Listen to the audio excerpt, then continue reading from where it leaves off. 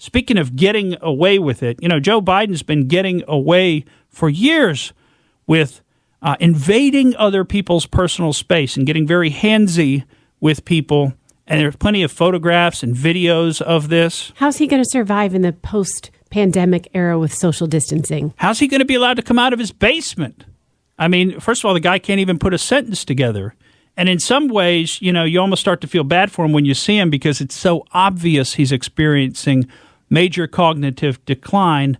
But then we remember who we're talking about here, and we really can't feel bad for a person like this.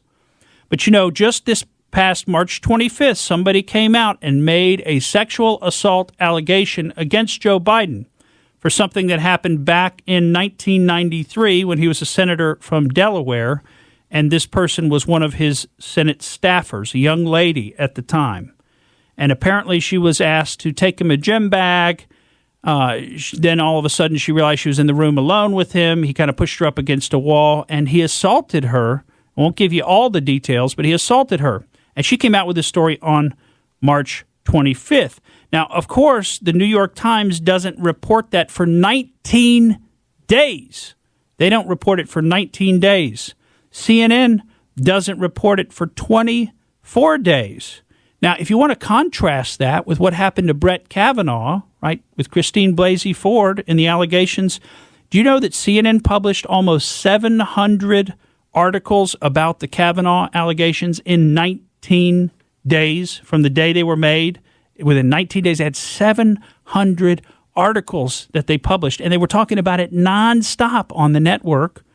They didn't mention this allegation once for 24 days. Jake Tapper just interviewed some of the Democrat vice presidential potential running mates for Joe Biden, never asked him once about these allegations made by this young lady, Tara Reade. Well, now what's happened? Now we've learned there is actually some proof out there of these allegations, and that is Tara Reade's mother called the Larry King Show, Larry King Live, if you remember that show, back in 1993, about these very allegations. We're going to play the clip for you here.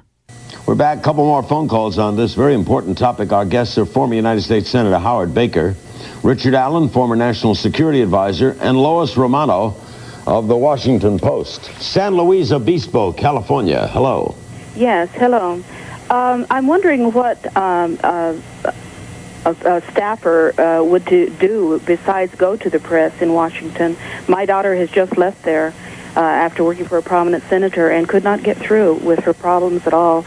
And the only thing she could have done was go to the press, and she chose not to do it out of respect for him. Or she had a story to tell, but out of respect for the person she worked for, she didn't tell it. That's true.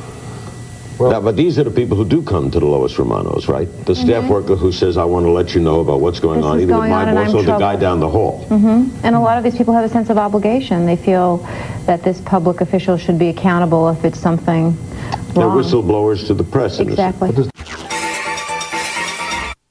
So that, and by the way, this young lady who's now obviously a number of years older than she was back then, she's confirmed that's her mother's voice.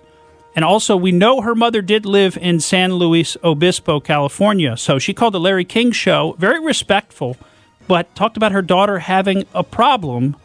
And what could she do about it besides going to the press? Because she wasn't trying to make it a press thing. And you can understand an assault like this, you don't really want to be necessarily a big press thing. You'd rather have it dealt with another way. But Tara Reade says she couldn't get anybody in Joe Biden's office to deal with this.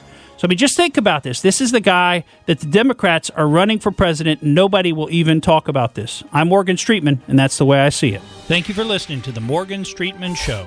We hope you enjoyed what you heard, and if you did, please click like and subscribe to help us out.